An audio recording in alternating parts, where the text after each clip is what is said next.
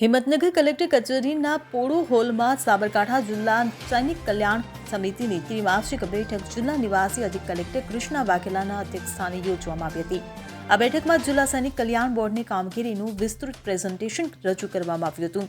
જિલ્લા સૈનિક કલ્યાણ અને પુનર્વસવાટ અધિકારીએ અગાઉની બેઠકની કાર્યવાહી અને વર્તમાન બેઠકનો એજન્ડા રજૂ કર્યો હતો।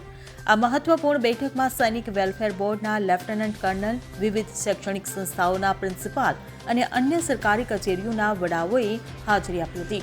તો સશસ્ત્ર સેના ધ્વજ દિન નિમિત્તે નોંધપાત્ર આર્થિક યોગદાન આપનાર સંસ્થાઓને વિશેષ સન્માન આપવામાં આવ્યું હતું, જેમાં જિલ્લા પોલીસ વિભાગ, UGVCL અને જિલ્લા પ્રાથમિક શિક્ષણ વિભાગને સૌથી વધુ યોગદાન માટે ટ્રોફી આપી સન્માનિત કરવામાં આવ્યા હતા।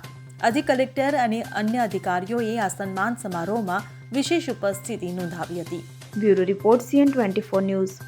હવે જુઓ દેશ દુનિયાની તમામ ખબરો તમારી આંગળીના ટેરવે।